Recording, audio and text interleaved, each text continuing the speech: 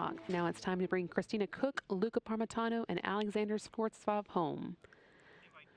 Welcome back to Mission Control. You're here in the International Space Station Flight Control Room, where the team here is getting ready and following along for the return of MS-13 Soyuz back to landing in Kazakhstan at 3:12 a.m. Central Time today. Preparations have been going on since they undocked from the International Space Station at 11:50, and they are now heading towards a 2:18 a.m. Central Time deorbit burn to get ready for that landing, which will bring them home just southeast of Dzhezkazgan, Kazakhstan, wrapping up a record-setting mission. This will be the last orbit of the Earth for the Expedition 61 crew members on board the Soyuz. For ESA's Luca Parmitano and Roscosmos's Alexander Skvortsov, who launched in this Soyuz on July 20th, this will be their 3,216th orbit. But for NASA's Christina Koch, who arrived on the space station on March 14th, she'll land today, having orbited the Earth 5,248 times and traveled 139 million miles, enough to have journeyed to the moon and back 291 times.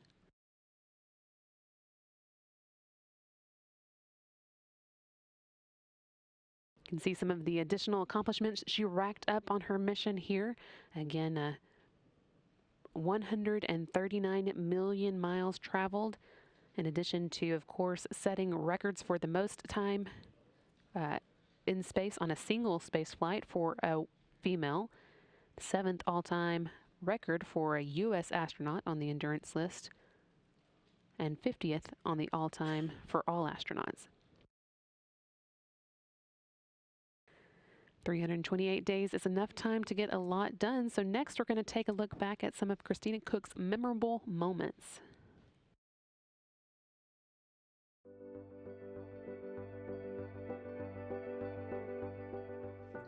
Without a doubt, my most memorable day was day one.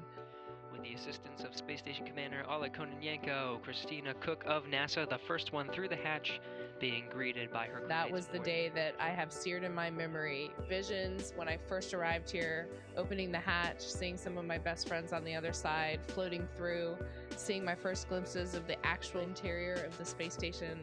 After having traveled here for 6 hours on a small Soyuz spacecraft, that it actually exists for the betterment of humanity, doing science and exploring, that it was real and that I got to live here. I'm very privileged to have that as one of my favorite memories. The surprise that I've uncovered is the human body and mind's ability to adapt to any situation. I sometimes joke that before Jessica got here and before I, heard her all the time exclaiming about how exciting and fun it was to float, I think I had actually forgotten that I was floating. The human mind just has an ability to really accommodate any situation and to turn it into normal. So, for example, the fact that we can just work right on the ceiling like this and not even know the difference between the two. So it's really been an exciting and a huge surprise to see that life up here can actually become normal. I'd have to say any meal that we share together is a great one. And of those, some of my favorites, I would say, would be our pizza nights. Our folks on the ground send up care packages sometimes, and they'll put together a little non-perishable pizza kit. And we're able to actually make pizzas in our kind of makeshift space oven using tinfoil and a little bit of creativity, and seeing what everybody comes up with and sharing with each other, and just something a little different, a little bit out of the norm that we actually feel like we get to prepare ourselves as opposed to just opening up out of a packet. It's really special and it's a lot of fun. One really striking moment was the first time I saw my hometown in the area where I grew up, which is coastal North Carolina, and seeing those Outer Banks come into focus around the horizon and suddenly realizing what I was looking at was a just breathtaking moment. Some of the other favorite things I have to look at would be definitely the auroras, the northern lights and the southern lights. I spent so many years working in the Antarctic and the Arctic and seeing those auroras from below. And so to see them on a planetary scale from above is just truly mind-blowing. Just like those memories of day one, there are a couple flashes that I'll just never ever forget. The spacewalk with Jessica Meir was just an unbelievable honor. And there were times when we looked at each other, for example, right when we came out the hatch, we caught each other's eye and we knew that we really were honored with this opportunity to inspire so many. And just hearing our voices talk to mission control and knowing that 2 female voices had never been on the loop, solving those problems together outside, was a really special thing.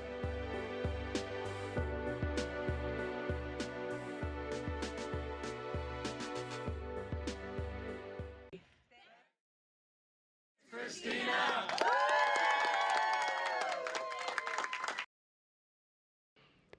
As you can see, a lot accomplished in 328 days in space and a lot of excitement from the team supporting Cook from the ground. That last congratulations message there at the end came from some of the International Space Station program team members here in Houston. We'd love to have you post your own congratulations for Christina Cook on social media, and you can do so using the hashtag #CongratsChristina. We'll be on the lookout for those, but in the meantime, we have another congrats message from the previous holder of the record that Cook broke.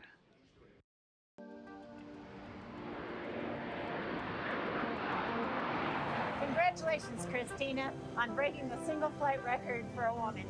I'm very happy for you. We all know gravity sucks.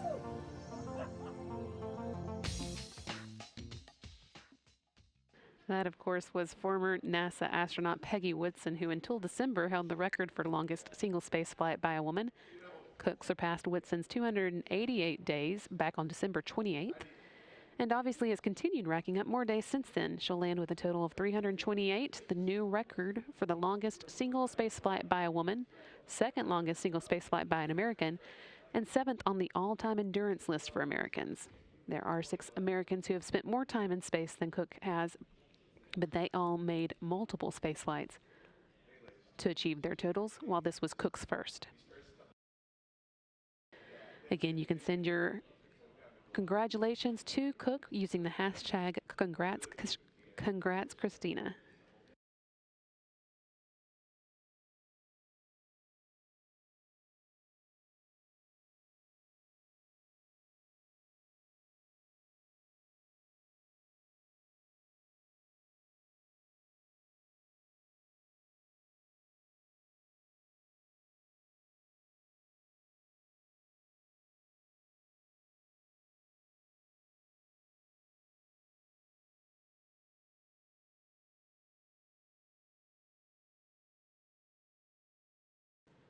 Cook, Parmitano, and Skvortsov said goodbye to their crewmates, Jessica Meir, Andrew Morgan, and Oleg Skvortsov earlier this afternoon with lots of final hugs, photos, and waves before closing the hatches between their vehicle and the International Space Station at 8:34 p.m. Central Time. This is some video recorded during those final farewells earlier today. Andrew Morgan coming in to the screenshot there, followed here by Jessica Meir.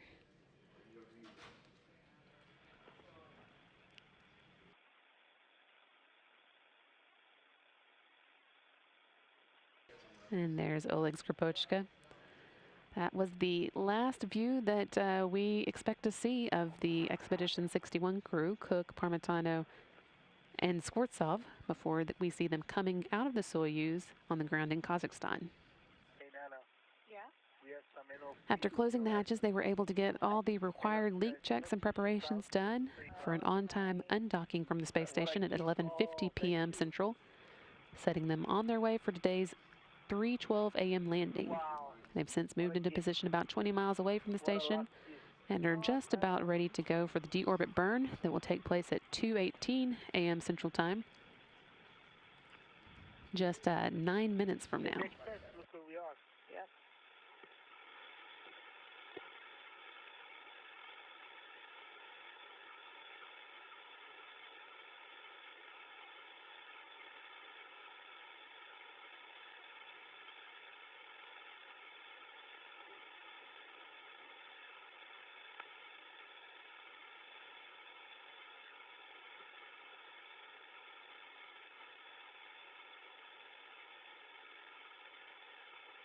Here in the International Space Station Flight Control Room, Flight Director Mike Lammers is leading the team here in Houston as they follow along in tonight's activities. He's accompanied by one of our new flight directors, Marcos Flores, who is with him tonight. And then next to them, just standing up there in the view, is Capcom Adam Springer. Well, I can describe them to you. They're beautiful.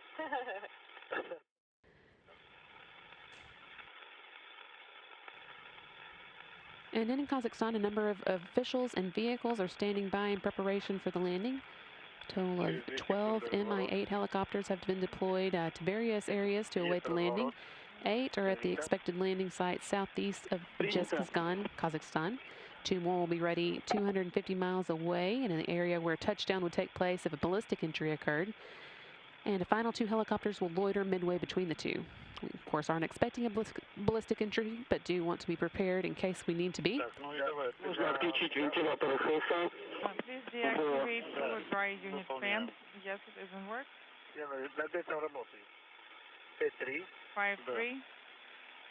Yes, correct. Command has been sent. Command executed.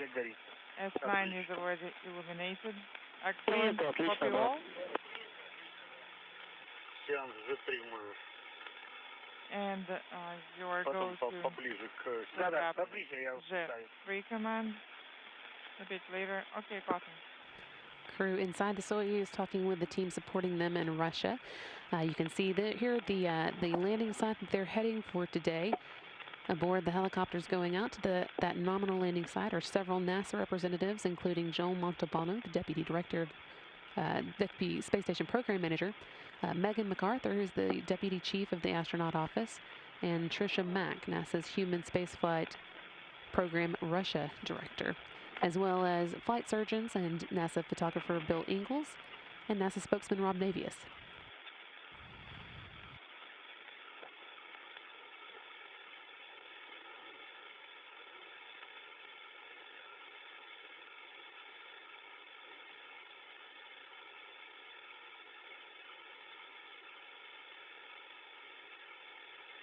Unfortunately, the weather that will greet them at the landing site won't be particularly welcoming.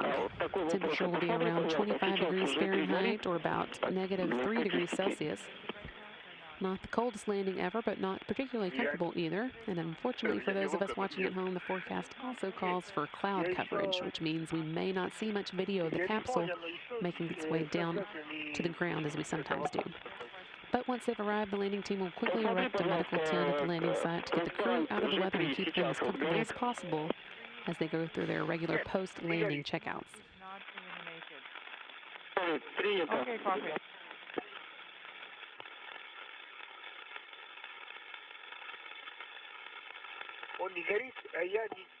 It is not illuminated, and command was not sent. When you send the command, could you please call us with a confirmation? One more question. So once we activate it, we're supposed to confirm it. Is that correct? Yes. That's affirmative. Okay, copy all. And of course I will do it as always.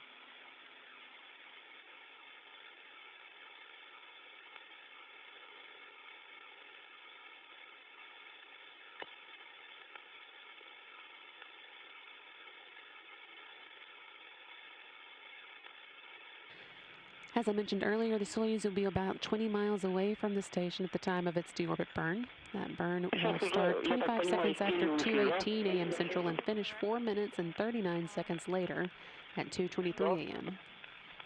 The engine firing will act as a brake on the Soyuz while it's still 272 miles above the Earth, slowing it down by 128 meters per second or 286 miles per hour to drop it out of orbit.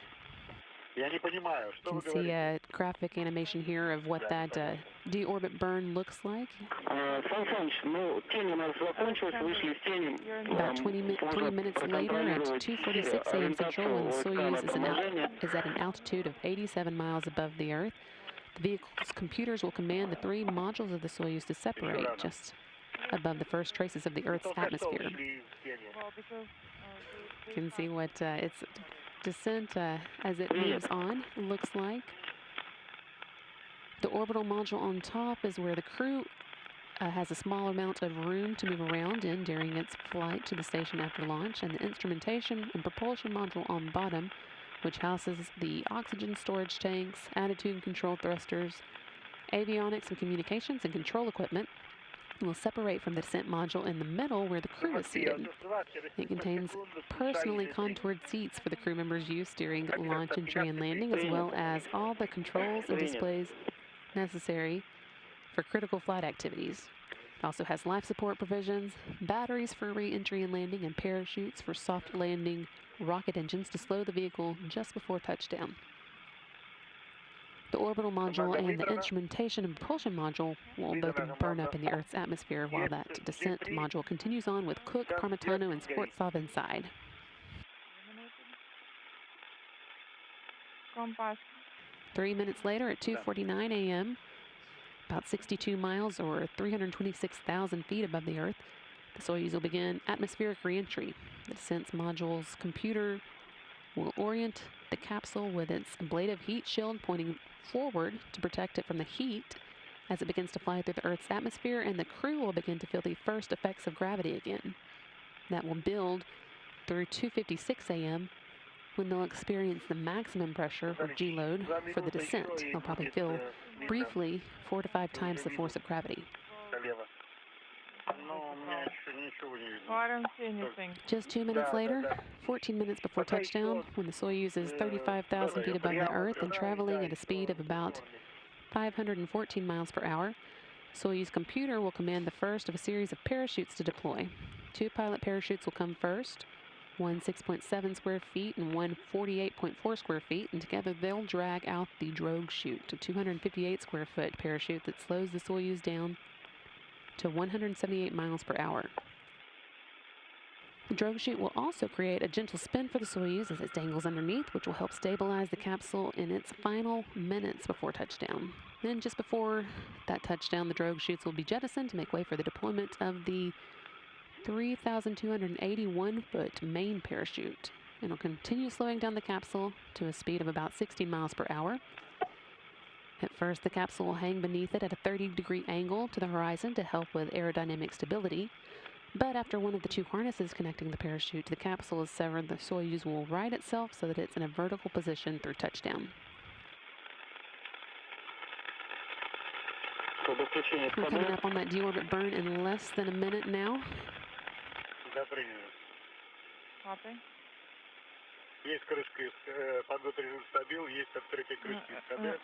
Cover is open. SKD orbital maneuvering engine cover is open. Stabilization mode is on. 30 seconds remaining prior to engine firing. Copy all. And I'm monitoring all the parameters. Switching to maneuver display. KDU combined propulsion unit parameters are nominal. Copy. 10 seconds now until the deorbit burn.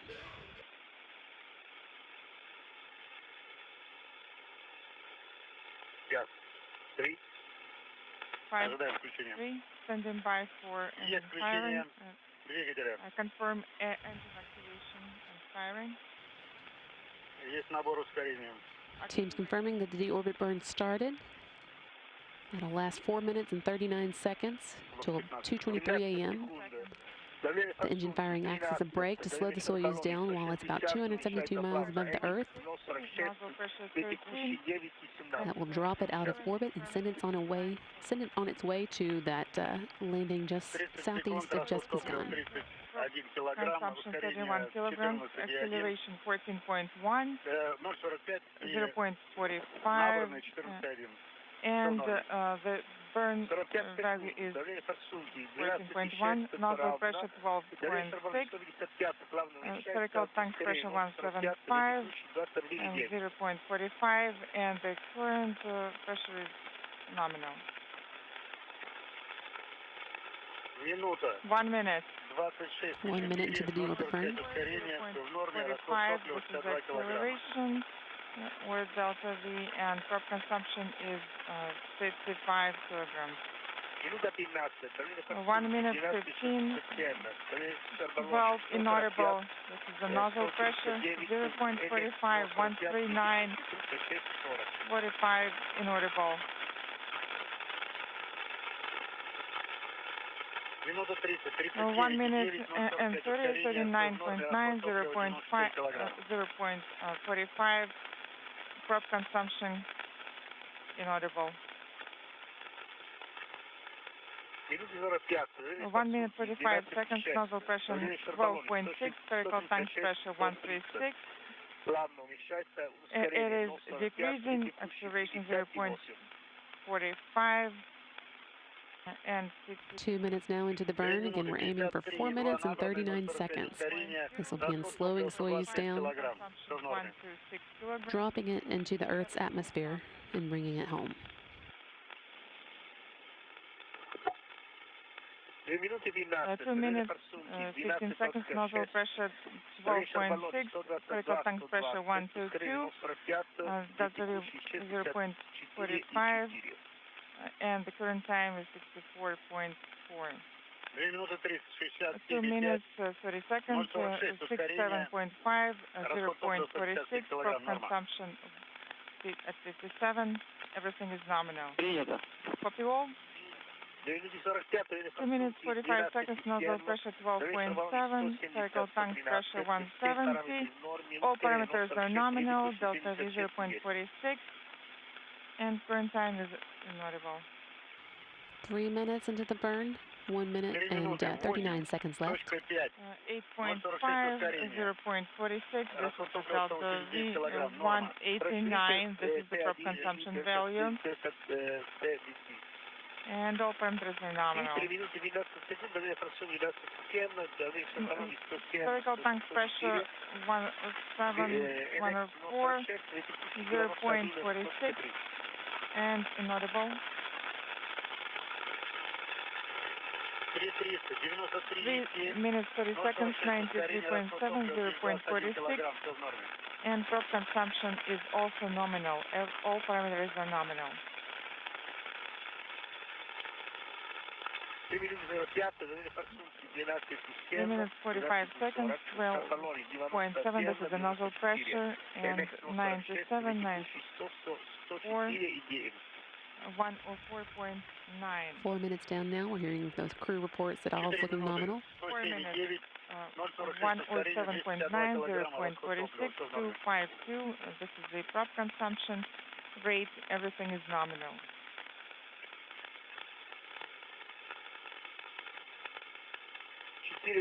4 minutes and 11 seconds, nozzle pressure 12.8, 12.5, spherical tank 180. Inaudible, delta V 0.4546, and 125. 5 seconds left. 284, this is the prop consumption value, everything is nominal, standing by for engine activation. Deactivation confirmed. KSDB valve is open, and the separation confirmed. Burn value is 128, 127.99. Barrel pressure is decreasing. Copy. That Deorbit burn took place and wrapped up exactly on time and went exactly as planned. That means that the Soyuz crew is definitely on their way home now. They've been using that burn to drop back into the Earth's atmosphere, slow down, and begin their descent, which will lead to that 3:12 a.m. Central Time landing just southeast of Dzhezkazgan in Kazakhstan. There will be a little bit of wait here now before the next big milestone. That'll come in about 23 minutes at 2:46 a.m. And that is when the Soyuz computers will command its 3 modules to separate. Crew members are in the center module. They'll get rid of the modules on either side of them. That will ensure that their heat shield is exposed and ready to protect them, and the parachutes will be able to deploy and slow down their descent once they are just a few minutes ahead of landing.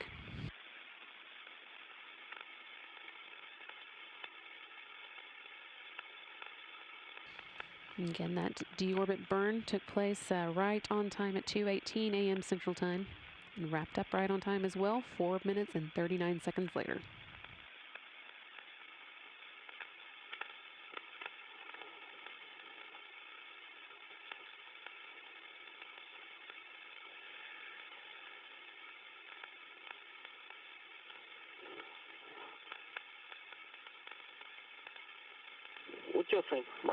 Можно работать по 56-й странице. Your goal to switch to page 56. Это разделение 6 минут. КСС переводим режим готовности. KSS rescue A's should be ready at this point. No later than at what time? 6 минут. 6 minutes prior to the separation time. Yes, we still have time. So we will start at approximately 11:42. Copy. Actually, at 11:38.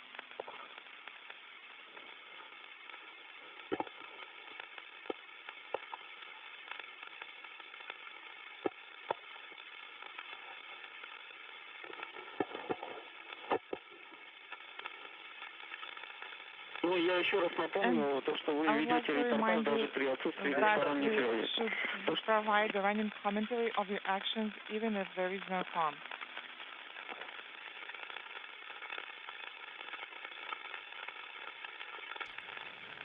Once again, that 4-minute and 39-second deorbit burn is the key to getting the crew on their way back home and wrapping up what will be a record-setting mission for the crew members, and particularly Christina Koch, who will have spent 328 days in space, the longest single space flight for any female. You can see this video from her launch back on March 14th in 2019.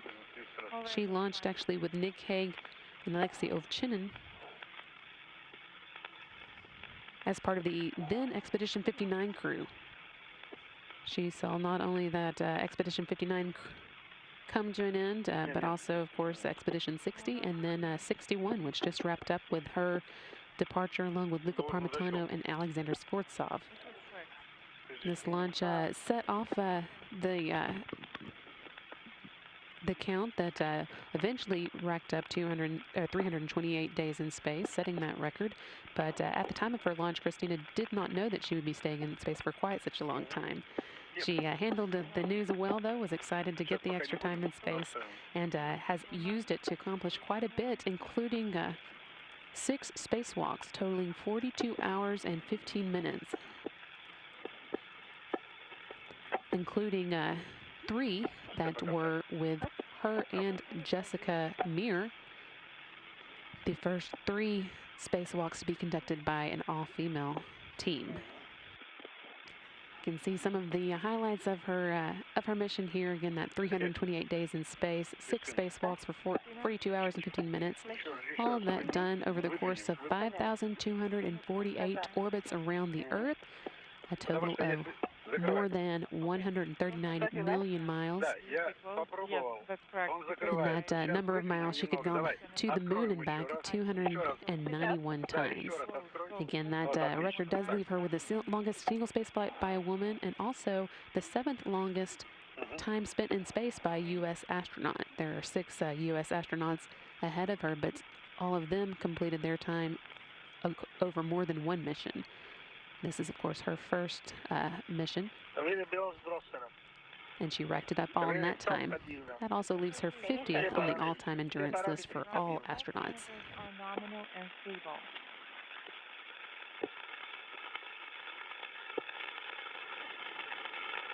And to give you an idea of where she stands, in addition to having the longest single space flight by a woman, she is second on the list of longest single space flights by an American. Just a few days under Scott Kelly's record of 340 days, and she beat Peggy Whitson's previous record of 288 days back in December.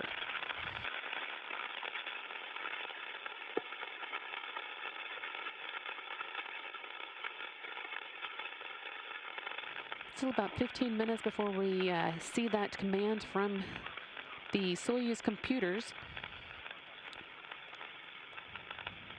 that will command the modules of the Soyuz to separate. That will again come at 2:45 a.m. Central Time, but in the meantime we are getting confirmation here on the ground that the landing team that will be meeting Koch, Parmitano, and Skvortsov at the landing site is well on their way.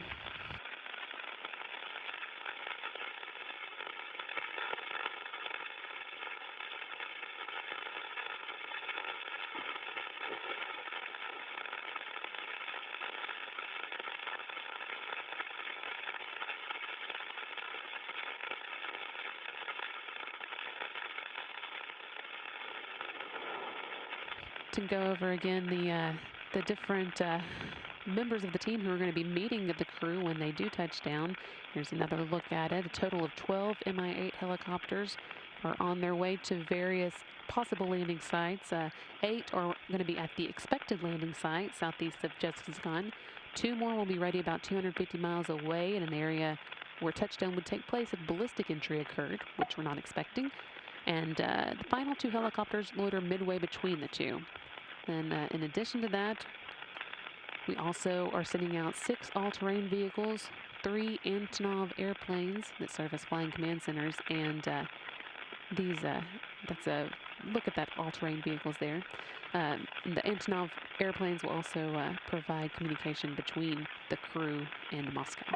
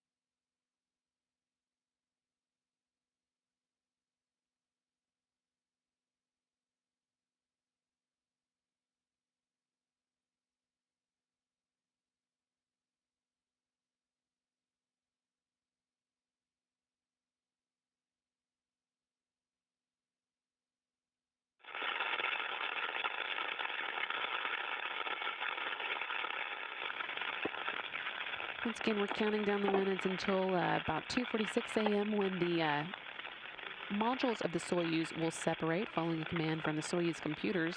The orbital module on top, where the crew has a small amount of room to move around during its flight to the space station after launch, and the instrumentation and propulsion module on the bottom, which houses the oxygen storage tanks, attitude control thrusters, avionics, communications, and control equipment. Both of those separate, leaving the descent module in the middle on its own with the crew inside.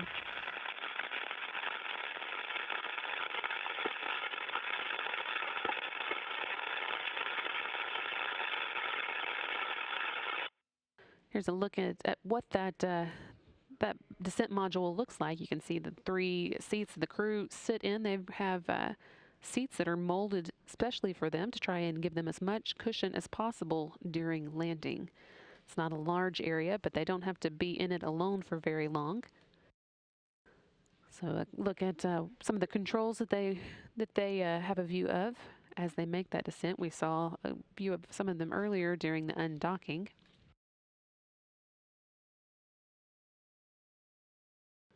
In addition to the controls and displays and the seats, it also has life support provisions, batteries for re-entry and landing, and a parachute and soft landing rockets. It helps slow the vehicle down just before touchdown, try and make it a little softer on them.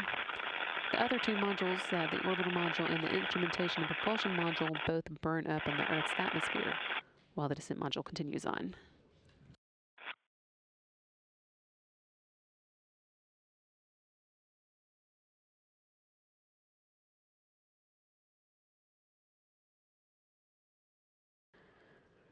Can see that orbital module here, that again provides them a little extra space to move around in on their way to the space station, but once they're on their way home, they do get rid of that, leaving just the descent module here in the middle. Also jettisoning the instrumentation and propulsion module on the bottom.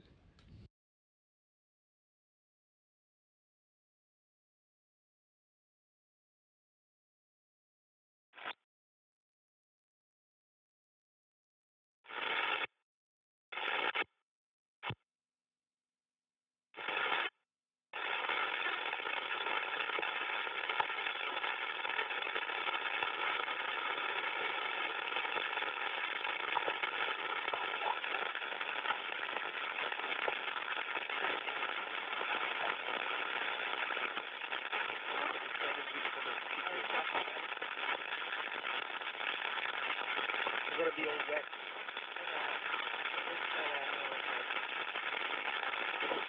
I mean, we can only do our best, right?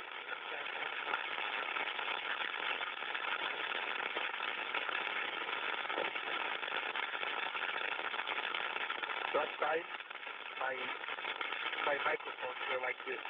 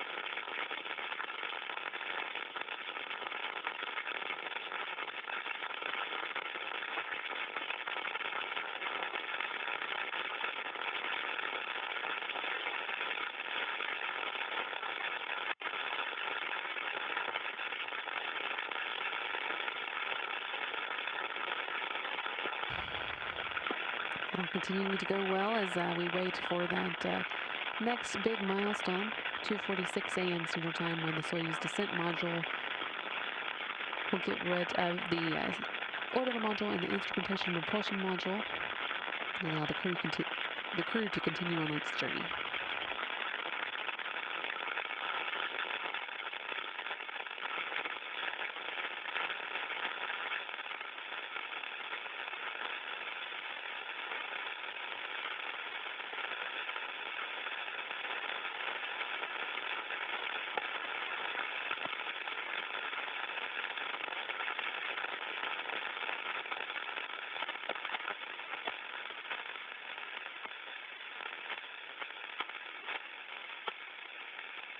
Так, ну что, готовимся Well, провести КСС в режим let's готовности. get ready the rescue aid.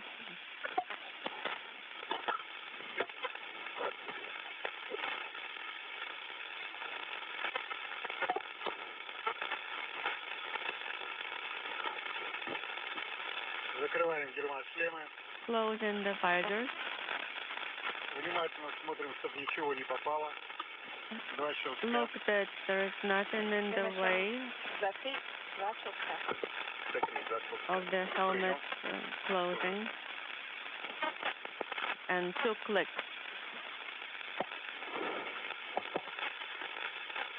S3 можно выдавать.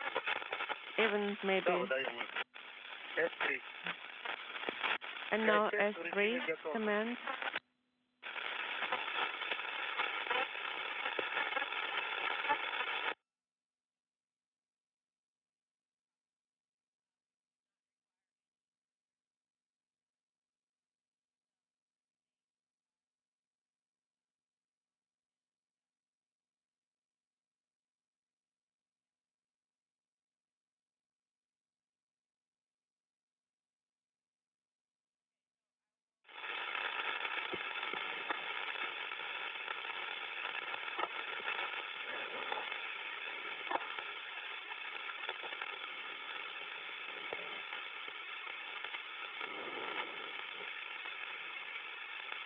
Ориентация норма для разделения.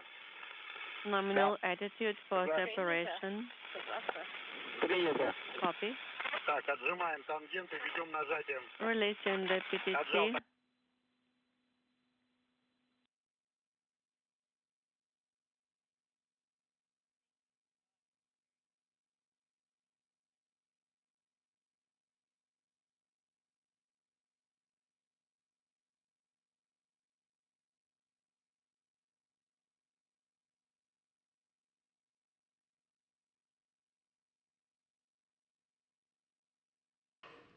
Breakdown here of the events that we're going to be watching for as the Soyuz makes its way back down to the Earth, starting with that deorbit burn that took place at 2:18 a.m. Central Time, right on time. We're heading now towards the module separation, the second milestone there on the list. That's coming up in about 6 minutes now.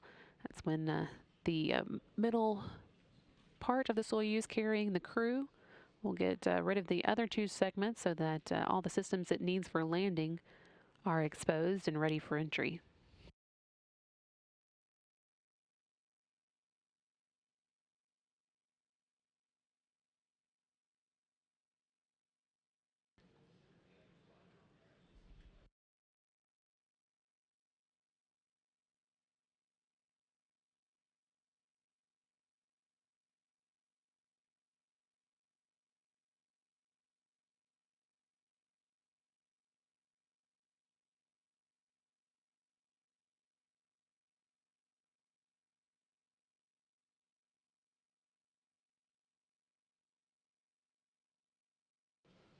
Once we do see that module separation, things will begin happening pretty fast at 2:49 a.m. Central, about 3 minutes later.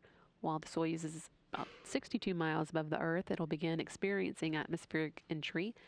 That's when the descent module's computers will orient the capsule with its heat shield pointing towards the direction it's traveling in, the hot part, to protect it from heat as it begins to fly through the Earth's atmosphere, and the crew begins to feel the first effects of gravity. That's going to be building through 2:56 a.m. Central Time when they'll experience the maximum G load or pressure for about 4 to 5 times the force of gravity for a few minutes, or just briefly. Just 2 minutes after that, we'll start seeing the parachutes begin to deploy. As you're seeing here, there are a number of them. It starts with 2 pilot parachutes that pull out a larger drogue chute, which slows the Soyuz down a little bit and in turn pulls out the main parachutes, that orange and white one you see in this graphic. But just before it does touch down, one other system helps the Soyuz slow down just a little bit more, the soft landing jets, as they're called. Although most astronauts will tell you it's not a particularly soft landing even with their help. Those fire just about 2 seconds before touchdown to help lessen the impact of meeting the Earth.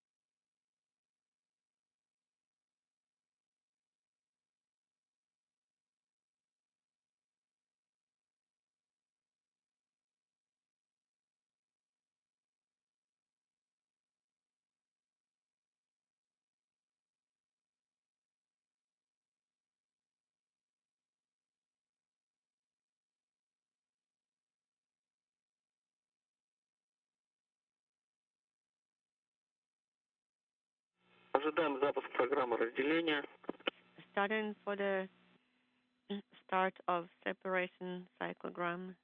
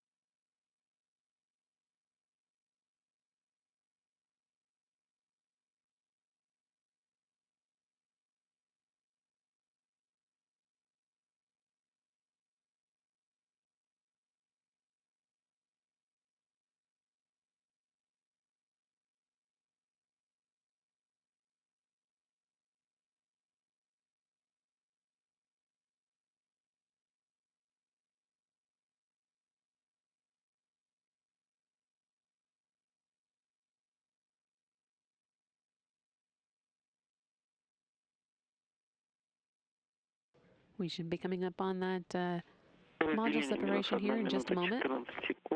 See separation minus 1 minute 14 seconds. This happens when the Soyuz is about 87 miles above the Earth.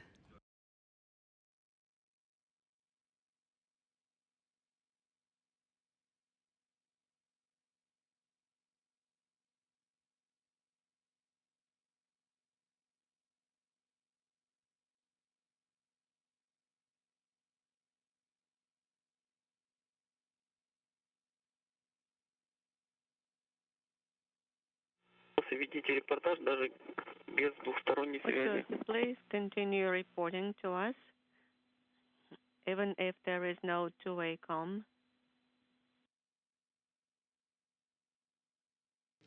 Teams here on the ground are reporting that the crew members are going through an area where some bad communication was expected, poor communication ability between us and this crew on board the Soyuz. So we will hopefully hear some confirmation as things happen. We should be right about now seeing those the separation of the 3 Soyuz modules. Separation.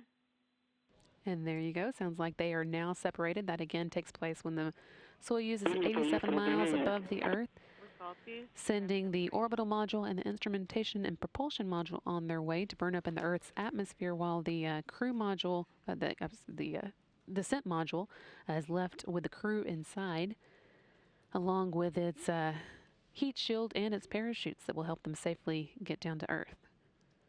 The next milestone that we'll be looking for is atmospheric entry, coming up in about 2 minutes. That's when the crew begins to feel the effects of gravity for the first time since they left Earth. That's 328 days ago for Christina Koch, 201 for Luca Parmitano and Alexander Skvortsov. Also about this time, the descent module's computer will orient the capsule so that the heat shield is pointing forward, protecting it from the heat generated as it begins to experience the atmosphere.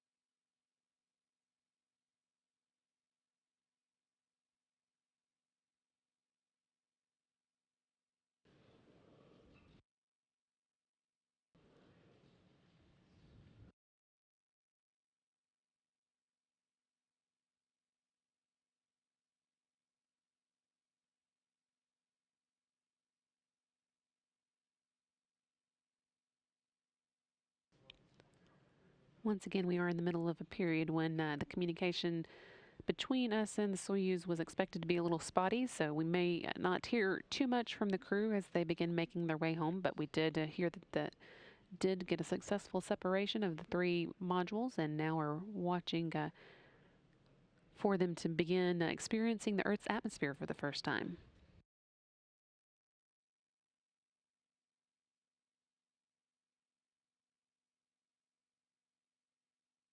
Just in the past couple of minutes, they will have gone from 87 miles above the Earth to about 62 miles. Again, things start happening pretty quick now. Once they do begin experiencing the Earth's atmosphere, the computers on board the Soyuz, of course, will begin getting the Soyuz into position for its landing, and more specifically the heat they'll be experiencing as they make their way through the atmosphere.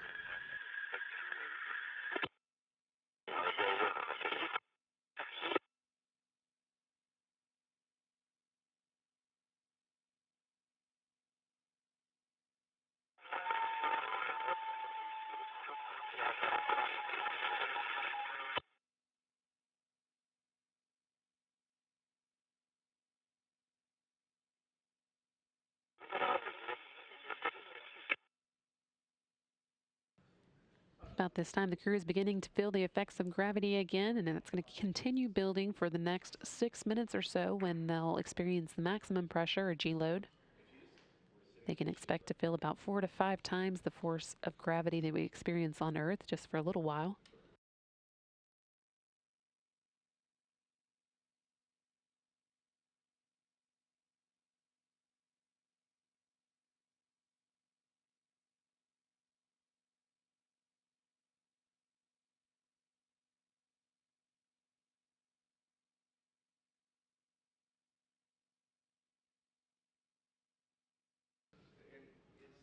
Expedition 61 members well on their way now to that 3:12 a.m. landing time that we've been heading towards since they left the International Space Station at 11:50 p.m. Central yesterday.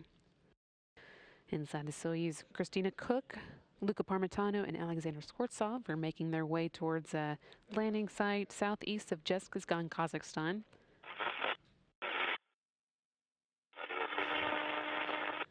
And as they make their way there, NASA landing teams are also on their way, planning to meet them there. We are, of course, expecting the conditions at the landing site to be very cold, around 25 degrees Fahrenheit, -3 Celsius. And cloud cover may prevent us from getting as clear a view of the Soyuz making its way down as we'd like.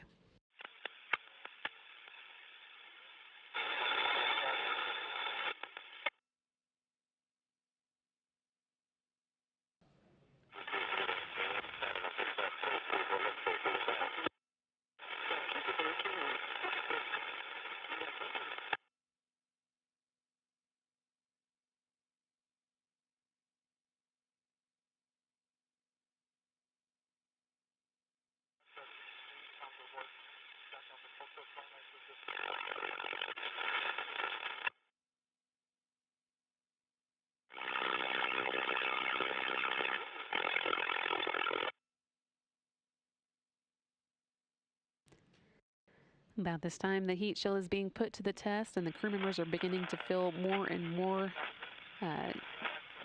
pressure or G-loading.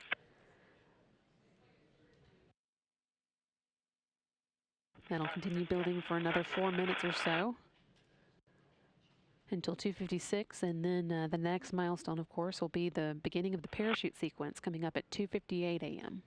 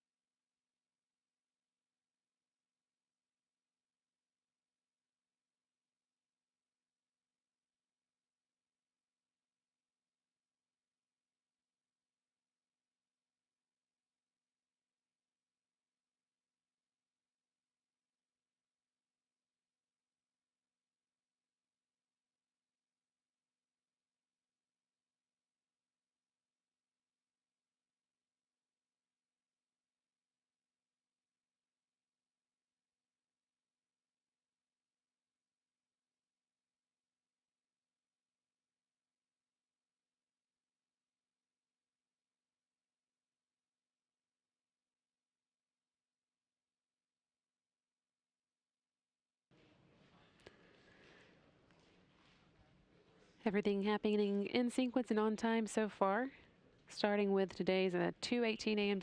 Central Time deorbit burn. Set the Expedition 61 crew members on their way for a 3:12 a.m. landing. They're currently right in the middle of the of that descent, coming up on the maximum pressure that the crew will experience, and in the middle of plasma interface. They'll be coming out of that in just a couple of minutes, and then shortly afterwards, we'll begin seeing parachutes deploy.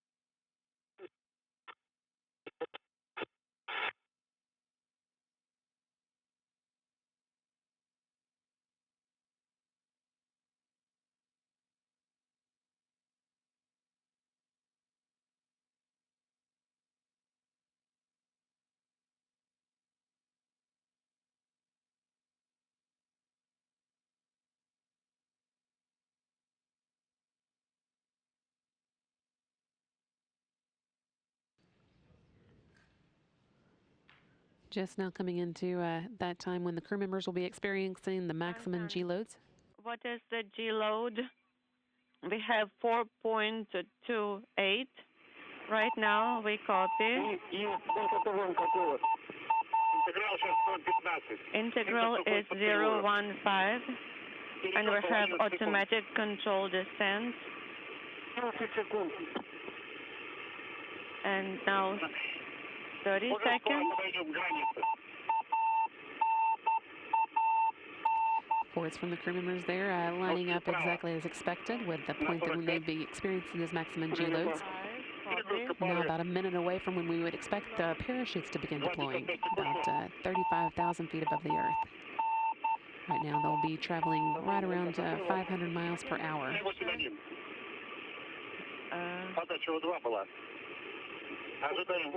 We had O2 supply, so the pressure is different now. Parachute deployments will start with the 2 pilot chutes that pull out the 258 square foot drogue chute. That slows the Soyuz down to 178 miles per hour in only about 16 seconds and begins stabilizing the capsule. Once it's jettisoned, it makes way for the 3,281 foot main parachute, which slows the Soyuz down to about 15.6 miles per hour. Standing by.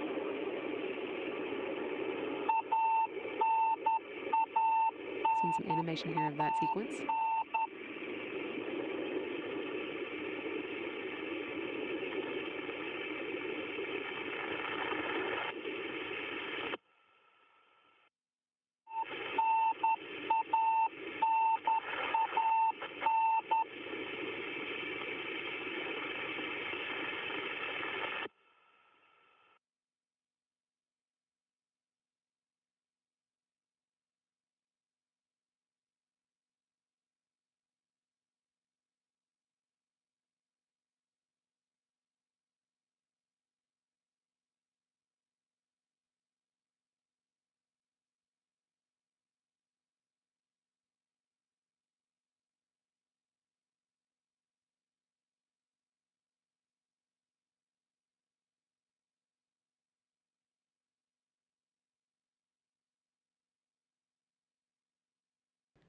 Parachutes should begin deploying right about now. Again, with that those 2 pilot chutes first, pulling out a drogue chute that slows the Soyuz down to 178 miles per hour, and then makes way for the main parachute. Big yellow, orange and white ones that you're used to seeing. That continues slowing the Soyuz down to about 15.6 miles per hour.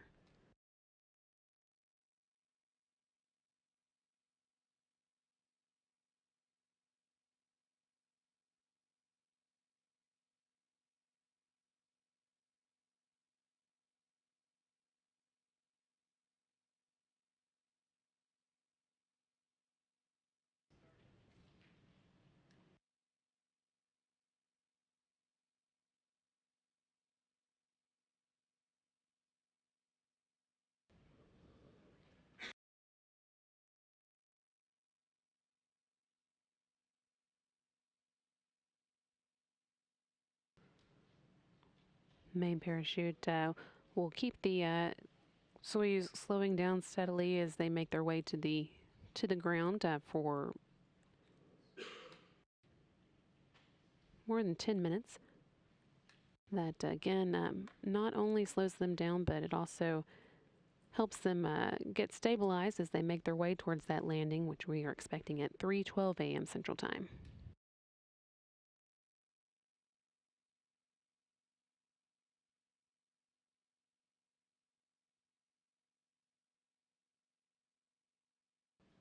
Two harnesses on the main parachute hold the Soyuz at a 30-degree angle to the horizon until the bottom harness is severed and the Soyuz is able to swing into a vertical position for touchdown.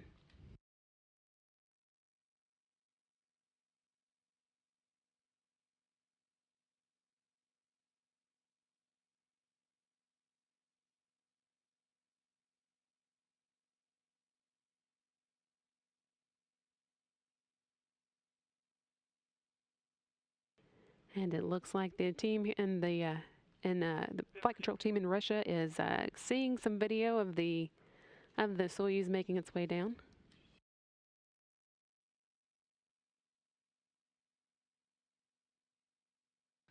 Already beneath that main parachute that will continue slowing the Soyuz down to 15.6 miles per hour.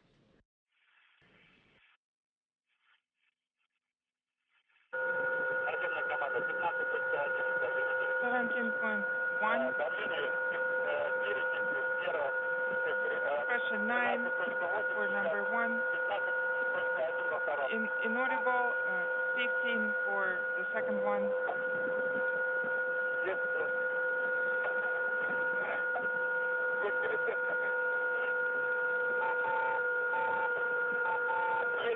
We're working on getting a better shot of that video for you, but everything, there it is, and that is a great view of the Soyuz under the main parachute.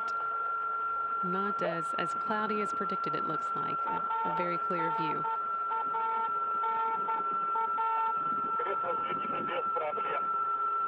No issues.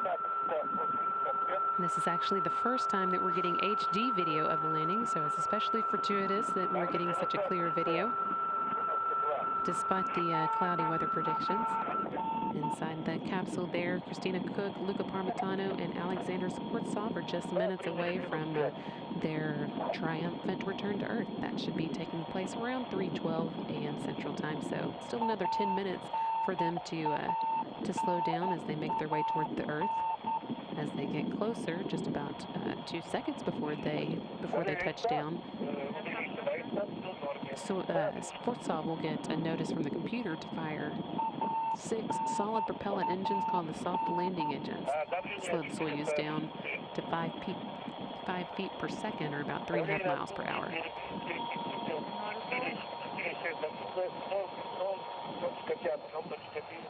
0.5, 0.3.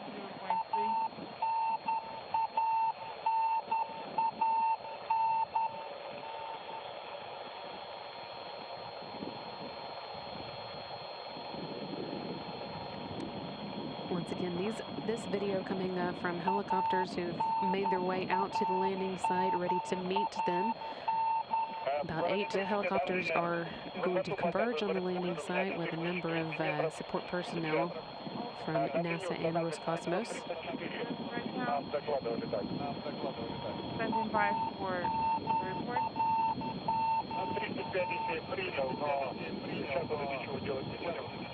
So we are not going to do anything else right now.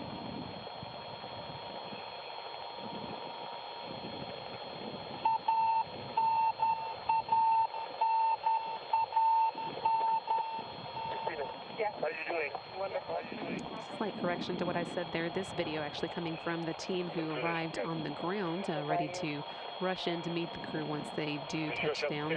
Helicopters also, of course, converging on the landing site to provide their support personnel as well.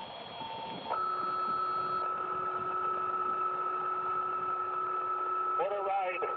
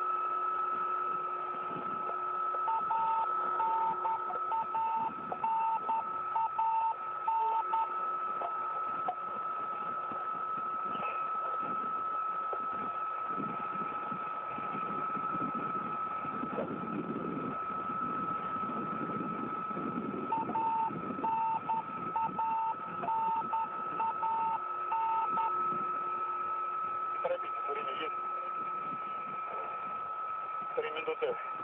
3 minutes. Altitude is 33, inaudible.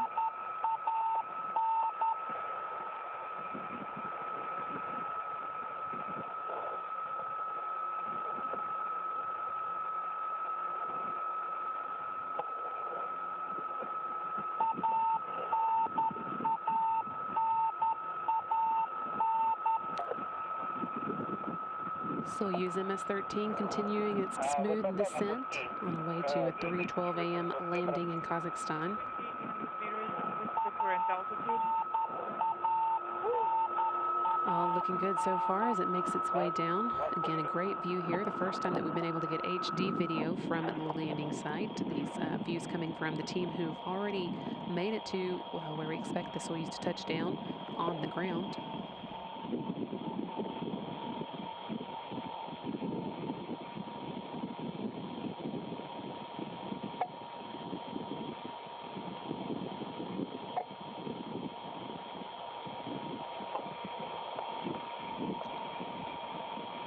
Just a few more minutes now left in Christina Koch's record-breaking spaceflight. 328 days in space, just about to come to an end with this upcoming touchdown.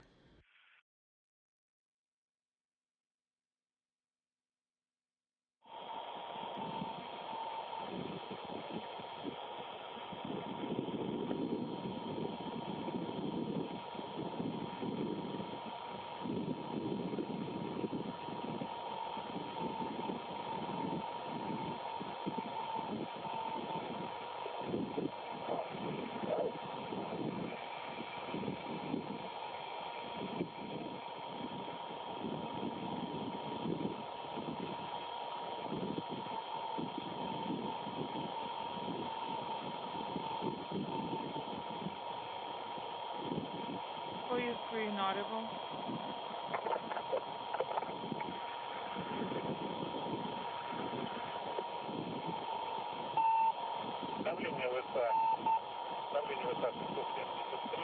Stop pressure.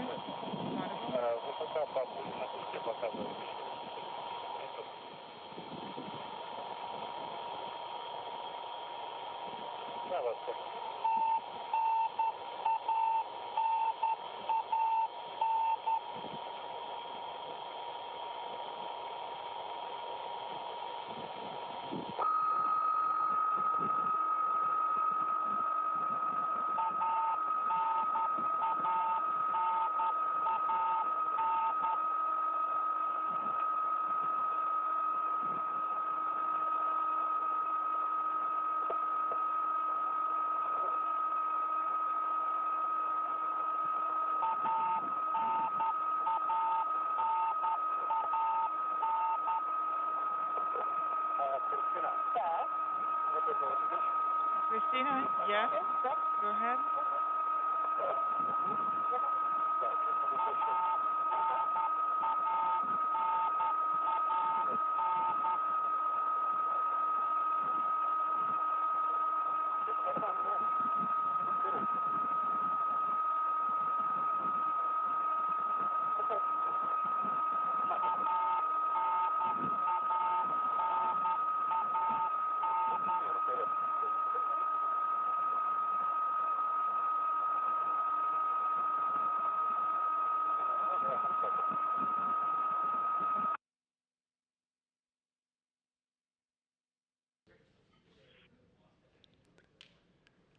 Soyuz MS-13 continuing to make its way down. Just a few more minutes, scheduled to touch down in 2 minutes actually, 3:12 a.m. Hopefully we'll get a little bit of video back. There it is. Inside Christina Koch, Luca Parmitano, and Alexander Skvortsov. Copy all.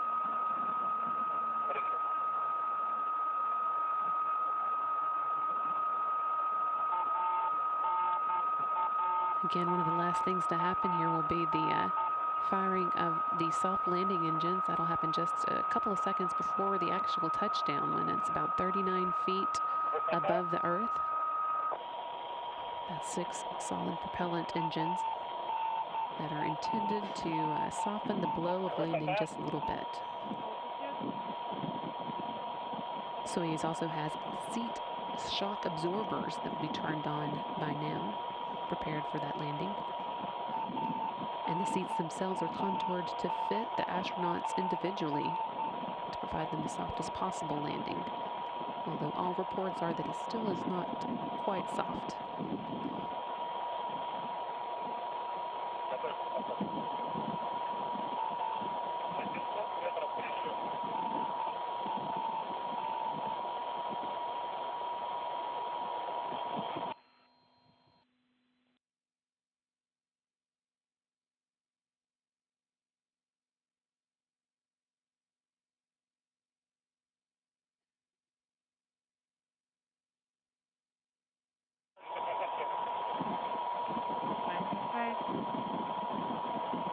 can see one of the helicopters that's been sent in to meet the Soyuz there in that view as well.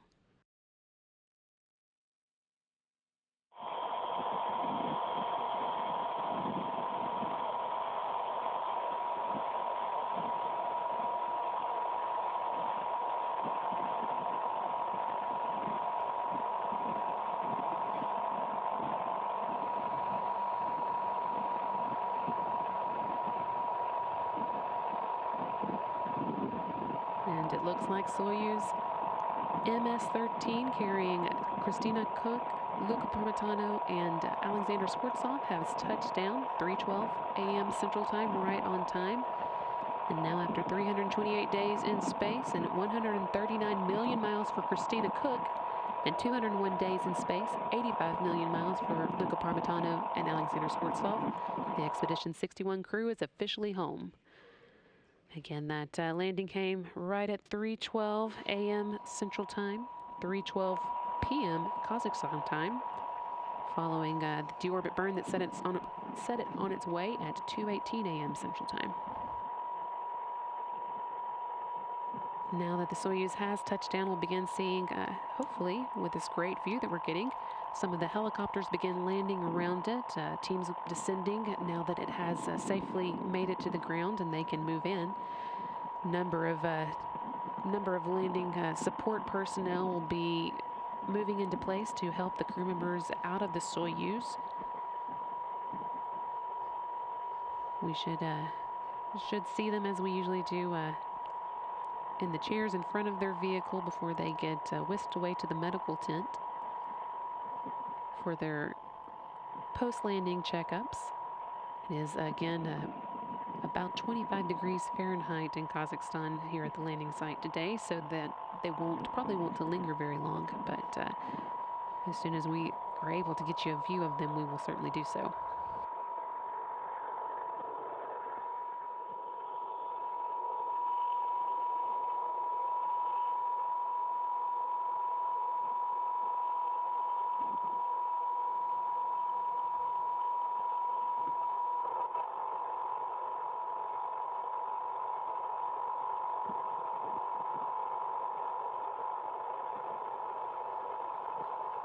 Once again, for Christina Koch, this wrapped up a record-breaking mission, 328 days, the longest single space flight for a woman from any nation, and the 7th longest space flight for man or woman for U.S. astronauts. She launched on March 14th, 2019, and it's been at the space station since, seeing a number of crew members come and go. Her current crewmates on board the Soyuz, Luca Parmitano and Alexander Skvortsov, arrived at the station on July 20th, along with Andrew Morgan, who stayed behind at the International Space Station. He, Jessica Meir, and Oleg Skvortsov will be there until April.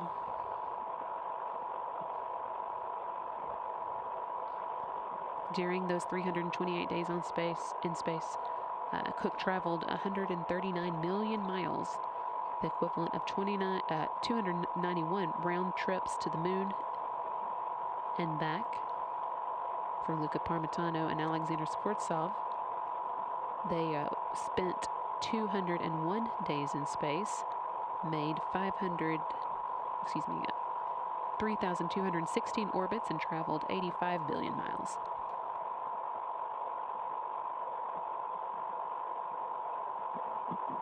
Although they are back on Earth, their journey is not quite done. They'll need to make their way for Skvortsov back to Star City.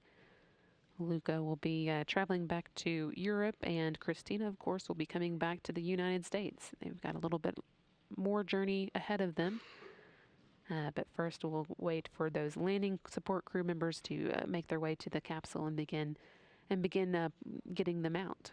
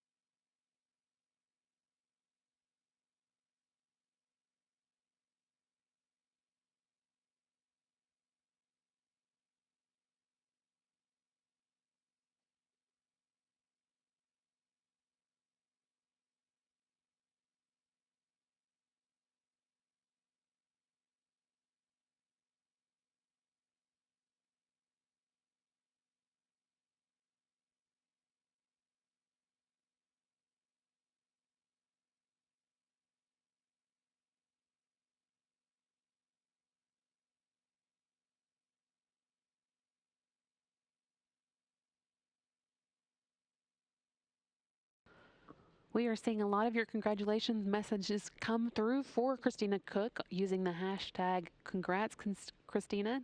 Those are great and we really appreciate them. And of course, we were also ahead of her landing collecting some congratulation messages from the teams that support her here on the ground. We've got another one coming up here from the Jet Propulsion Laboratory in California. Hey Christina, Matt Bennett here. This is OCO3 Project Manager Ralph Basilio and Project Scientist Dr. Anne-Marie Eldering. And we just want to say thank you for all your interest in the OCO3 project and all the beautiful pictures that you took of OCO3 in action on the space station. We're really glad you're home safely. From all of us here at JPL, welcome home! It is certainly not too late to get your own congratulation messages in, so keep those coming using the hashtag Congrats Christina. We're standing by as we wait to hopefully be getting some video from the landing site pretty soon.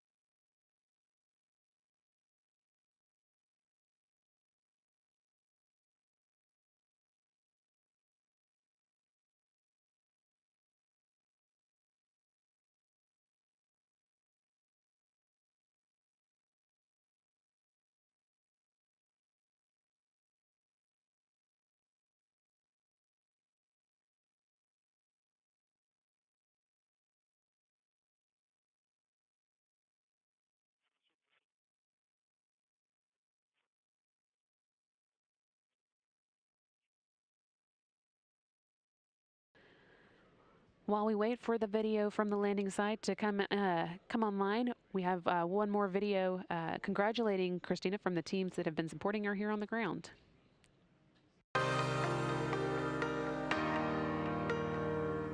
Welcome home, Christina! It's been great supporting you from the ISS MER. Thank you.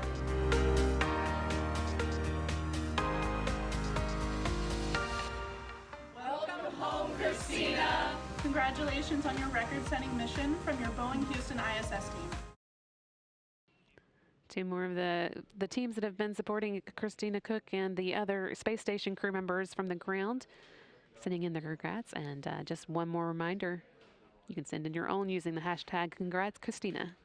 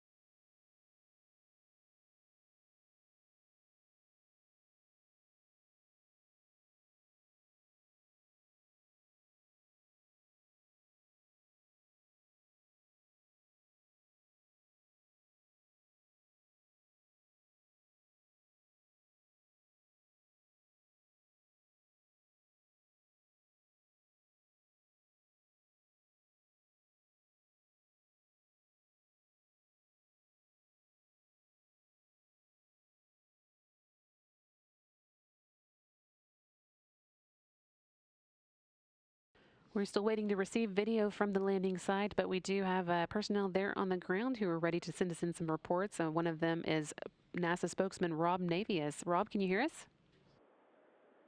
Yeah, I can, Bradley. A remarkable scene out here. A journey roughly the equivalent of 291 round trips to the moon for Christina Koch at an end. The Soyuz MS-13 stopped the landing. It is upright, and they're in the process of beginning to put the erect ladder on top of the hatch. About 100 yards away. Snow on the ground. And, more likely.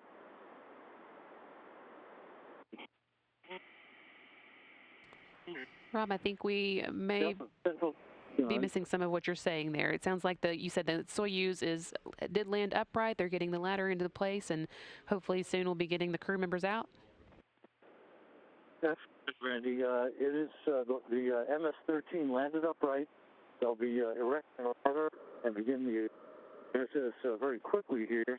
The scene here is almost surrealistic in the middle of this desolate area of south-central Kazakhstan. On the ground, all of the Russian Mi helicopters were on the ground within 4 minutes of touchdown. Just a remarkable pinpoint landing for Christina Koch, Luca, Parmitano, and Skvortsov. We saw some great video of it as it was coming down. No clouds in the way, thankfully. But we don't have any video of the scene there at the landing site just yet, so we're still waiting on that. All right, well, hang in here with me. The ladder is now being put around the top of the spacecraft. That will set the stage for the opening of the hatch by the RSC Energia personnel there. The first one's on the scene. Medical personnel consisting of NASA flight surgeon, European Space Agency flight surgeon, and Russian flight surgeon and respective nurses. They are all ready to attend to their respective crew members. This whole process will take just a few minutes before each of the crew members is extracted from the Soyuz descent module. They'll be put in chairs. That's the current plan, although it's pretty cold out here. Temperatures below freezing in the mid-20s Fahrenheit. How long they actually remain in chairs remains to be seen before they would be brought into that inflatable medical tent for initial medical testing. Yeah, I imagine they won't be wanting to linger any more than they have to, ready to get inside that medical tent as soon as they can. We're getting. Let me know when you're if you're seeing your first imagery from the landing site. You're seeing some of the RSC and Energia personnel and the search and recovery forces. They will begin the process momentarily of opening that top hatch. The Soyuz commander, Skvortsov, in the center seat of the descent module, he'll be the first to be extracted, followed in all likelihood by Parmitano and Koch. No video for us yet, so we're depending on your description for a little while longer.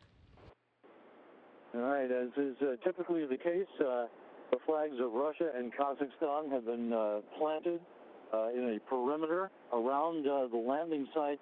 Again, just a very surrealistic scene. In a foot of snow in early February, a crew that just hours ago was in the comfort of the International Space Station back on Earth, Christina Koch having completed 328 days in space, the second longest U.S. spaceflight in history.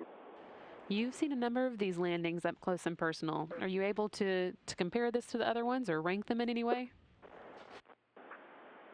Yeah, I would tell you that the speed in which our helicopters were on the ground and our ability to see the Soyuz under the chutes in the final minutes before the soft landing engines fired and touchdown occurred, you never get tired of it. It's just a remarkable scene. The Soyuz itself, as is always the case, its outer hull scorched by the heat of reentry, but the personnel here working very quickly to get that top hatch open. The ladder has already been erected, and we're expecting to see the first items removed from the Soyuz vehicle very soon, followed by the crew members one by one. And I suppose Skvortsov will be first? Yes, the Soyuz commander is always the first out because that makes the way clear for the other crew members who flanked him during re-entry. Luca Parmitano, flight engineer number 1 to his left, Christina Koch, flight engineer number 2 to his right. They'll be extracted after Skvortsov is, but they have to get that Soyuz commander out first to clear the way for the extraction of the other crew members.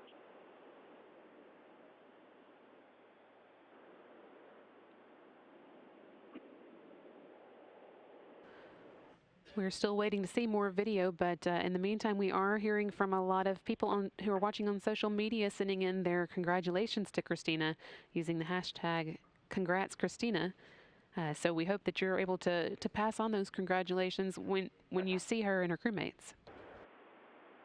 We will certainly do that, Brandy. As I'm sure you have reported earlier in the day, once the crew has completed about an hour and a half worth of medical testing in that nearby tent that has already been erected, they will be flown in 3 individual helicopters, a 2-hour, 10-minute helicopter flight back to the northeast of our landing site here, to the staging city of Karaganda, where they will undergo a brief period of additional medical testing before Koch and Parmitano board a NASA jet to head for Cologne, Germany. Alexander Skvortsov will board a Gagarin cosmonaut training center aircraft to fly back to his home in Star City, Russia. It is in Cologne where the European Astronaut Center is located. Parmitano and other ESA personnel who will be on the NASA plane will be dropped off. They'll be greeted by ESA VIPs at the Cologne airport. It's actually a military airfield that's adjacent to the commercial part of the Cologne-Bonn airport in Germany. Christina Koch will undergo some additional medical testing. That was the planned protocol in Cologne before she reboards the NASA jet, and we will head back to Houston. And amazingly, the trip from space to Earth takes less time than the trip for the crew members back to their own homes. Exactly. I will tell you that we heard earlier today, about 2 or 3 hours ago, that after the crew had closed the hatch to their Soyuz spacecraft, leaving Drew Morgan, Jessica Meir, and the new ISS commander, Alex Skvortsov, behind, that Jessica Meir reported, it sure feels lonely up here. But that won't be the case for very long. Just a couple of months from now, another Soyuz launch with Chris Cassidy, Nikolai Tikhonov, and Andrei Babkin will be staged from the Baikonur Cosmodrome, which is to the southwest of where we are at the moment. That launch scheduled for April 9th to re-up the station crew, at least for an 8-day period, to a full 6-person complement.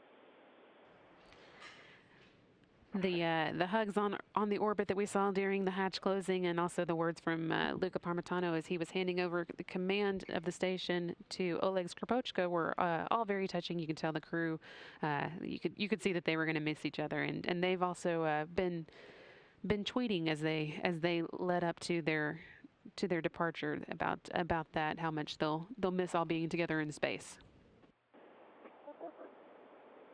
Still no video on our end, unfortunately, Rob. I'm sorry, Brandy, are you receiving video yet? No video yet here. Okay, you should be getting it any time now. The crew was very close, particularly Jessica Meir and Christina Koch. They had trained together. They were classmates in their astronaut class several years ago, and of course conducted a series of all-female spacewalks to set yet another mark in history, as if there weren't enough records that were being set during the course of Expedition 61, which saw a record 9 spacewalks totaling 61 hours, dead even. Very ironic for those 9 spacewalks during Expedition 62 way to Skvortsov. They've certainly earned a rest after all that they did in space. I'm sure they're eager to get home at this point. Yeah, the thing that Andy, is the precision with which the Russian search and recovery forces and the support personnel execute one of these landings and subsequent recoveries. we are actually looking off beyond a series of Russian Mi-8 helicopters to some local villagers that are riding native horses in a foot of snow here in the south central steppe of Kazakhstan. You just never know, Randy. Can't wait to get the video. It sounds like it's going to be really good. I mean, it's just amazing. There's a bell out here, no wind, temperature in the mid-20s, and natives riding their native horses, just a little bit of a stroll on local horses on a Thursday. Are they making any progress? The RSC Energia personnel are in the process of beginning to gather up the cords for the main parachute that will be folded up and returned for post-flight analysis. The top hatch has now been opened, by the way, to the MS-13 spacecraft. The large orange and white parachute that you're accustomed to seeing for landings, and here at the landing site itself during the descent of the Soyuz spacecraft, that parachute is going to be gathered up and taken back for engineers to do post-flight analysis on. It worked like a charm.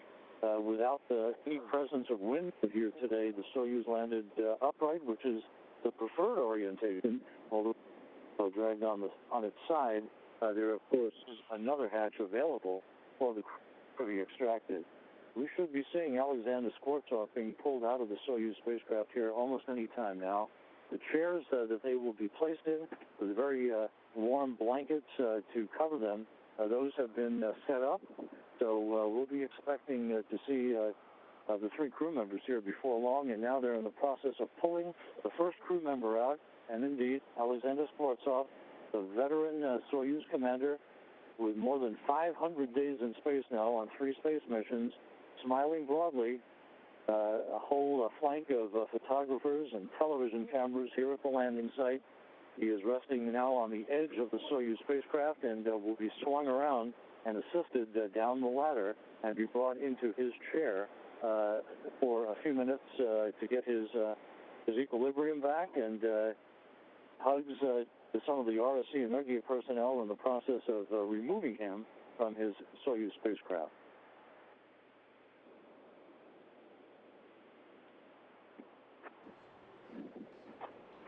And it looks like they are starting to get to video at the Russian Flight Control Center. So hopefully we will be seeing it for ourselves soon. We're seeing a smaller version of it right now.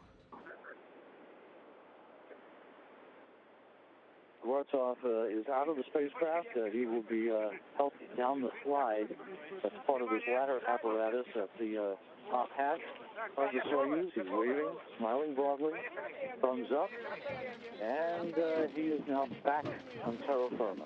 And we are seeing that live now, Rob. Thanks so much for keeping us informed while we waited. We got it just in time to see his smiles and thumbs up. Very good. We'll hang here with you, Brandy, and provide any additional details that we might be able to do.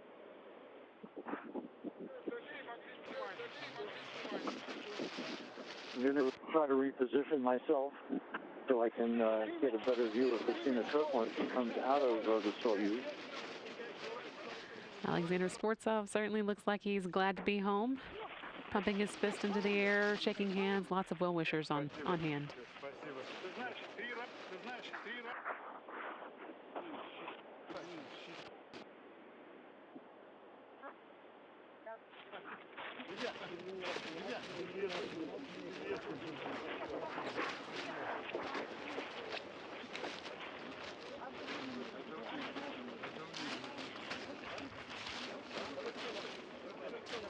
Once again, on this mission, Alexander Skvortsov racked up 201 days in space, but he's adding that to what he totaled on previous space, two previous space flights, now to come up with 546 days in total that he has spent in space over those 3 space flights. And Brandy, if I might interrupt, Christina Cook, your record holder, she is out, thumbs up, and a huge smile. Yes, we are seeing it real time She definitely looks glad to be home. Again, 328 days that she's spent in space since her launch on March 14th.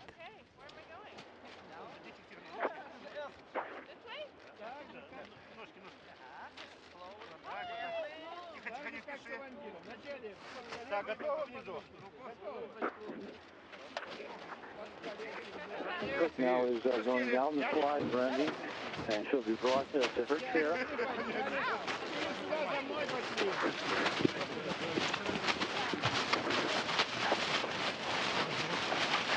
All smiles and looking like he's feeling great.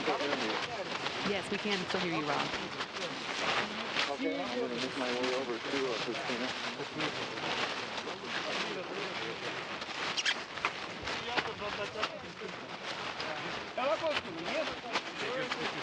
Нету пока еще. Нет еще. У тебя есть? Нормально.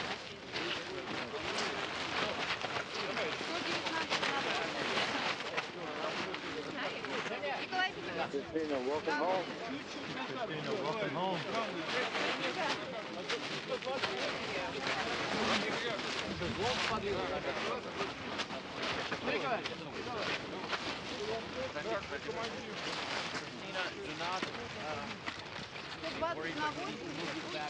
Current record holder for longest single space flight by a woman of any nationality.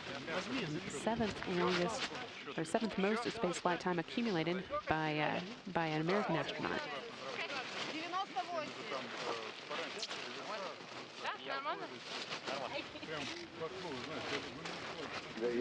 Randy, they just excluded the chairs back from where it was. To give the group of photographers and television cameras here a little bit more room to position themselves. She's now donned sunglasses, as undoubtedly you can see, and we're awaiting the extraction of Luca Parmitano, who has spent more days in space than any other European space agency astronaut.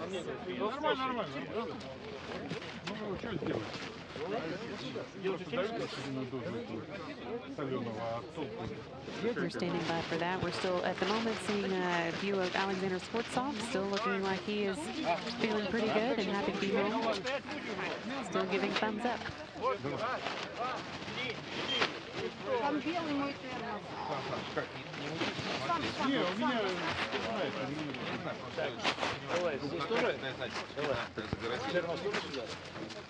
Не. Самое большое внимание, время идет. Почему? Не знаю, где-то задержка. Я поэтому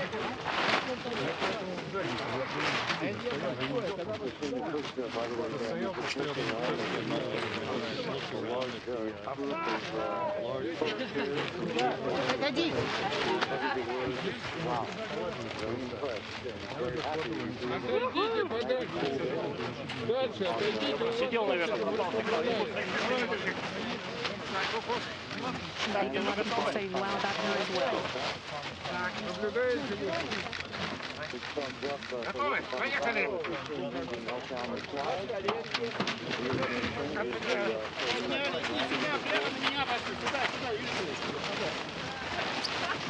Лука! Отойдите назад все.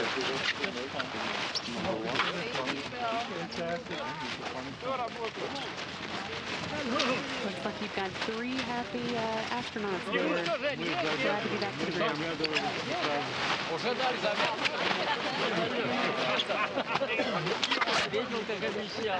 Спасибо, я голос Леша спиной почувствовал.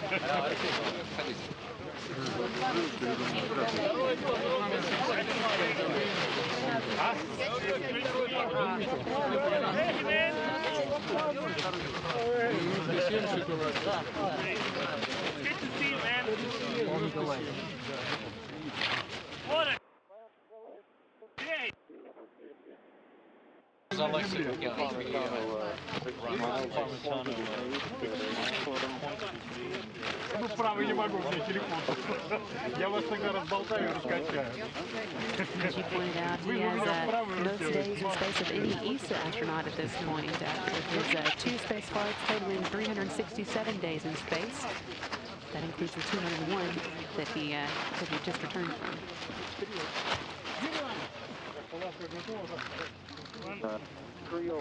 Нет, аппарат отличный, отработал мягко, все классно вообще. Здорово, просто здорово. И я говорю, просто получил огромное эмоциональное удовольствие. Такое, знаете, профессиональное. Потрясающе. Все броски, все прям, ну вот здорово. Ну вот здорово.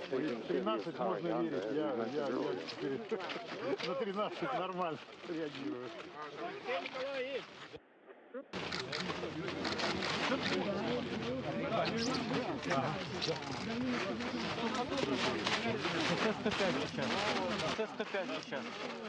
We're seeing Alexander Skvortsov right now on the phone. I assume probably talking to some family or friends who are watching from a distance. Although it looks crowded there at the landing site from this view. Я говорю, ничего, что шапка на бекрень. Нормально выгляжу в камере. Empty space all around them, so they are really in the middle of nowhere. А то пришлось сдвинуть на ухо. Ага. Так, кому трубочку? Юрий, да-да, все, по-моему, поговорим, да? Там по укладке срочных грузов, слышно меня? По укладке срочных грузов, они все в контейнере полезного груза с левой стороны, все срочные.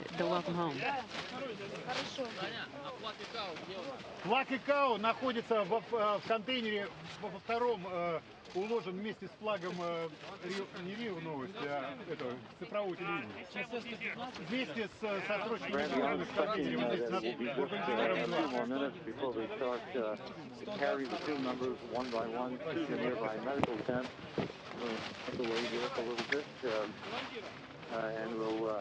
Let you know when that process begins, if you are not already seeing it. I'm standing probably 15 feet away from the Soyuz spacecraft. Some of the early return items are being unloaded from the top hatch that the crew was extracted from just a few minutes ago. Next, we're going to take a stroll over here to take a closer look at the natives on Poisk.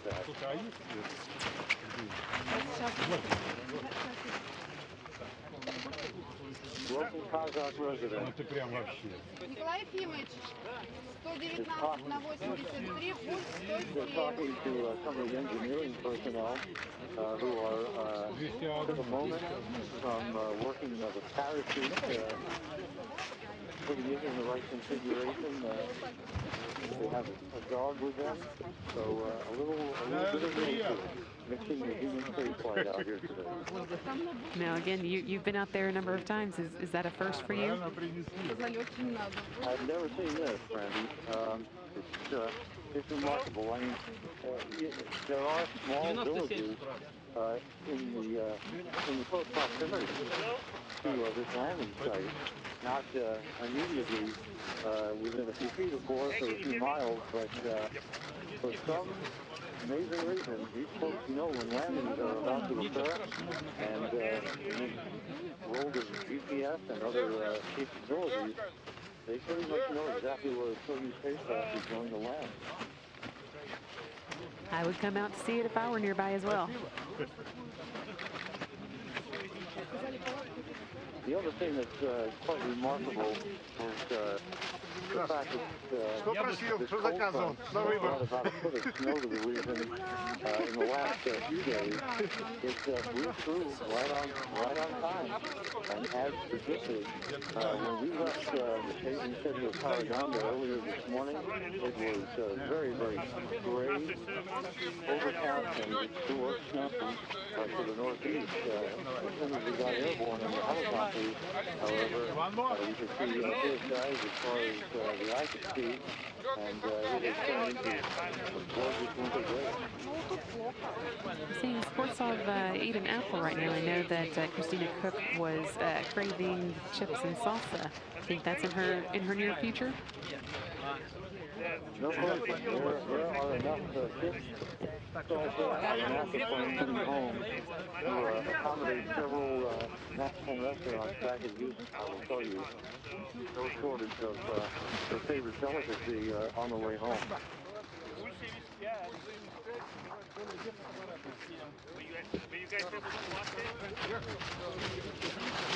Everyone's still looking happy, lots of smiles. They're all happy, of course. They've gone into the process of the traditional group picture. The crew, very fresh air out there.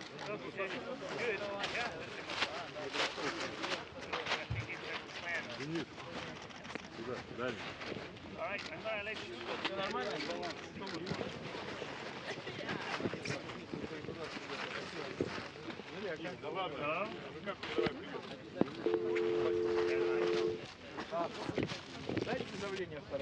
Sounds like we lost Rob Navius there, giving us the play-by-play from on the scene in Kazakhstan. But as you can see, we've still got the video, so able to see as the activities continue, that they should be preparing to move the crew into the medical tent sometime pretty soon.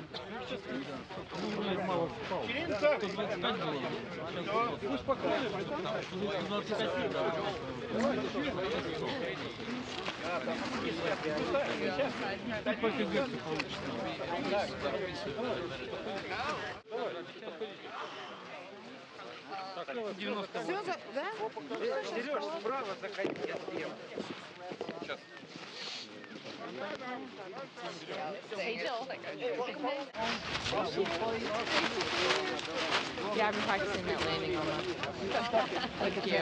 Oh man, it was beautiful. Like the landing. Hello, thank you. You look amazing. I'm just so overwhelmed and happy right now. Oh my gosh, there's an animal. Did you see the doggy? Yeah, the dog came to say hi. Of course, there's also guys on. When we move to the tent, we'll probably kind of bunch up the towels, the blankets. My blanket train.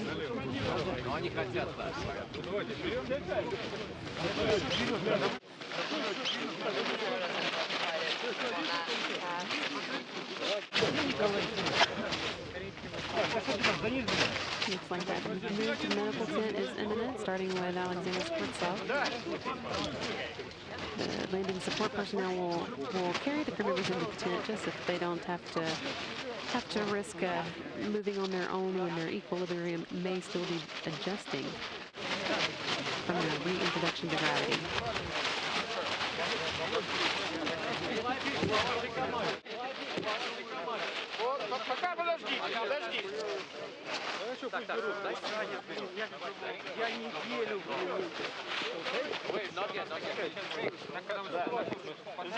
Вон второй пойдет.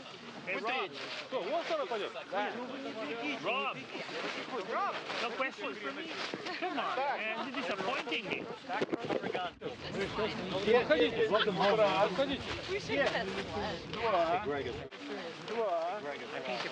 Один слева, другой справа. Вот, все, теперь все на месте. Вот еще две.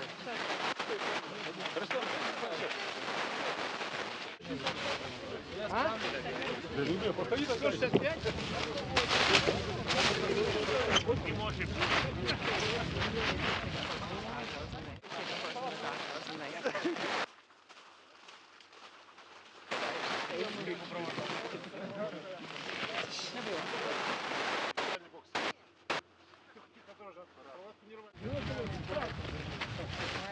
Saw a view there of Alexander Skvortsov disappearing into the medical tent. Again, they've got several post-landing checkups they'll go through. And we also now have back online with us Rob Navius, who's there on the scene. Rob, can you hear us?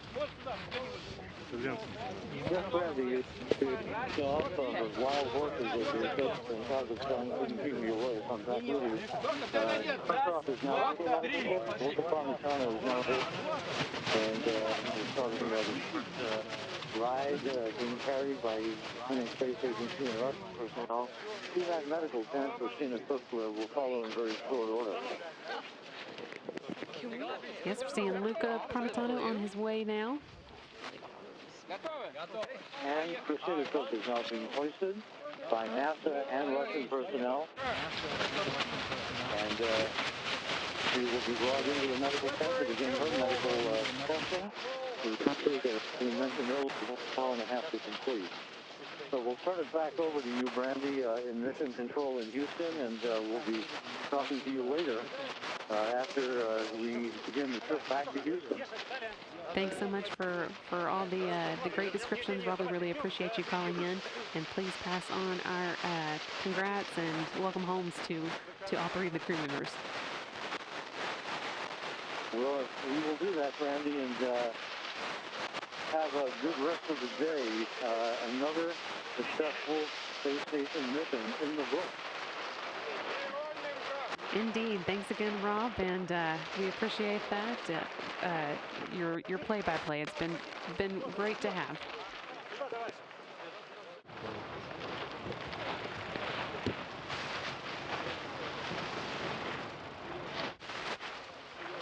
And there is Christina Cook making her own way into the medical tent, still with smiles and thumbs up. All the crew members seeming like they're feeling pretty well for having spent 201 to 328 days in space.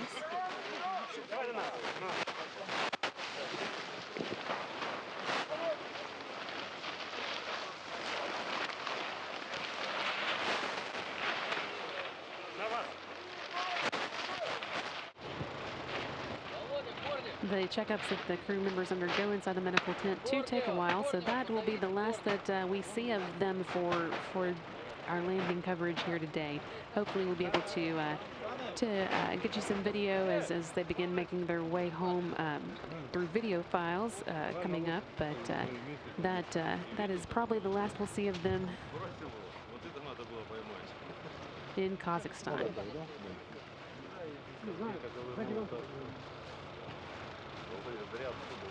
You can see there some of the nearby residents who have come out to see the ceremony, the welcome home.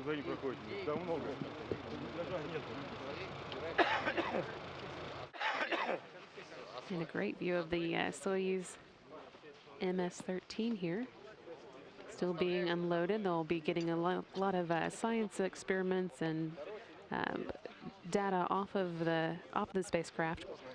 It'll be making its way home alongside the astronauts.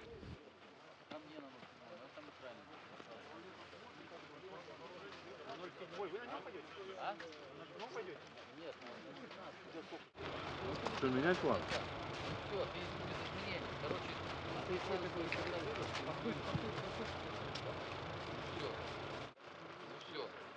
Теперь надо вооруженников сейчас продумать, как они подпрыгнут. Я тебя остаюсь, не буду, ты меня не ждал. Ты меня в гостинице.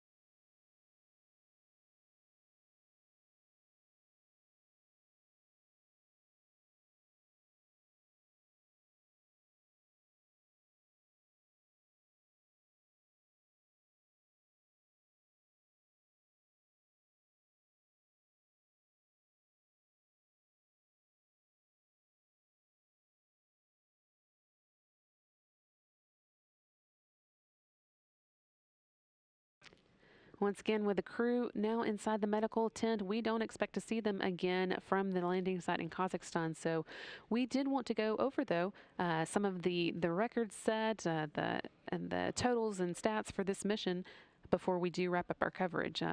Of course, for Luca Parmitano and Alexander Skvortsov, they launched in July, on July 20th, along with Andrew Morgan from Kazakhstan.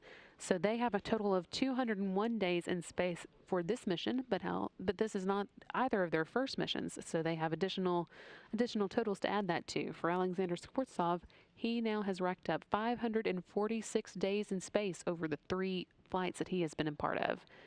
For Luca Parmitano, with 2 flights, the total comes to 367 days in space.